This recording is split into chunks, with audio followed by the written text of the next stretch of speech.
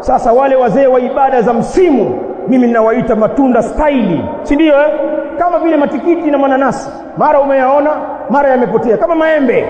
Wazee wa matunda staili utaanza kuwaona wanaikimbia misikiti, wanaacha kutoa sadaka, wanaacha kufanya kheri kwa kuwa Ramadhani imeondoka. Ndugu zangu Waislamu, kwa hakika kushindwa kubakia katika ibada baada ya kuondoka mwezi mtukufu wa Ramadhani, hiyo ni alama tosha kwamba funga yako uliyofunga haijakunufaisha. Hiyo ni alama tosha kwamba saumu uliyofunga ilikuwa ina walakini, ulikuwa ni mtu unashindana njaa. Wa ila kama umefunga kweli, vipi ukaziacha ibada baada ya kuondoka mwezi mtukufu wa Ramadhani?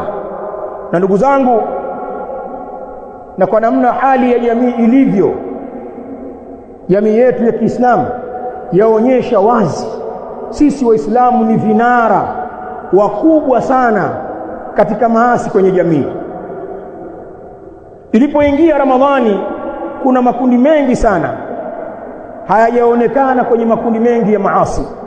Katika magrupu ya uovu, watu wamekimbia vilabu vya pombe, watu wamekimbia klabu, watu wamekimbia maeneo mbalimbali ya shari, miji ikatulia sana.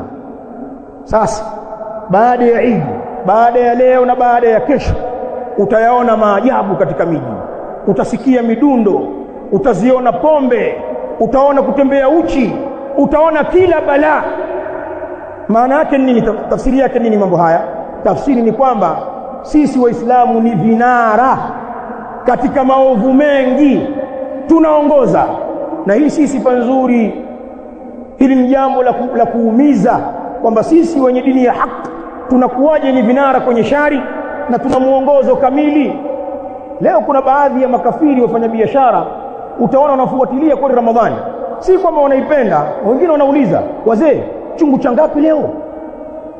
Si kwamba atakujua Ramadhani inakwendaje, atakujua inaisha lini, kwa sababu wanajua kuna wazee watarudi kundini.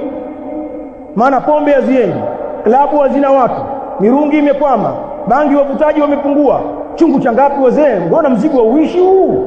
Kwa sababu wanajua ikiisha atawapata abiria wake, wako wengi watarudi huko. Hii ni katika hasara kubwa ambayo wanaipata wale watu ambao Ramadhani ikiondoka na wao wanaondoka. Ibadallah,